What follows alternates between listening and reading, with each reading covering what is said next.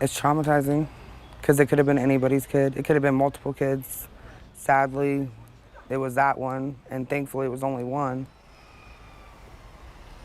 And that was a neighbor that you heard tonight shook up after a deadly hit and run crash that killed a 4-year-old.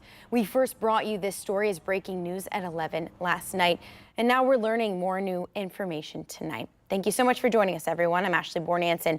Tonight, Columbus police say 24-year-old Tyrell Shute was the driver of that stolen Kia, and today he turned himself in. 10 TV's Carly Dion was the only one at the scene last night, and she spent today speaking with nearby residents. She joins us now live inside the studio with more on what they had to say tonight. Carly?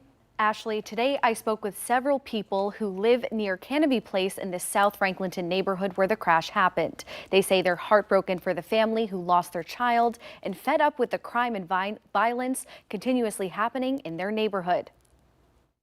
I wouldn't raise a kid here and hoping to get mine out of here as soon as possible. This woman says she's lived in the neighborhood of Canopy Place where the crash occurred for the last 6 months and doesn't feel safe.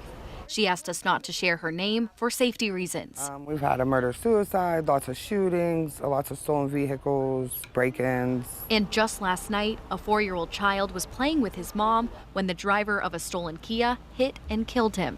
My daughter was over at the scene and called me and said, "Mom, a baby got hit, what do I do?" And I just went running thinking it was one of mine. As a mom of 7, she says she panicked. My 8-year-old has mental health, so he runs off a lot, and that could have been him. That's his go-to place to hide, is right where that baby got killed. And despite more than a dozen police officers at the scene, she says the danger continued. In the middle of all this, somebody started shooting in the very back while the police were already out here, so everybody was just like all over the place. The crime and violence there also forcing her to have serious conversations with her kids. I tell them, like, if you hear gunshots and you're awake, get down flat.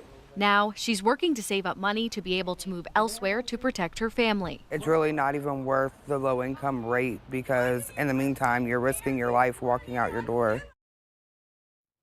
In the meantime, the mother tells me she hopes to see changes within her community to keep the current residents safe, including better security and more in-depth background checks before approving people to live there. Ashley?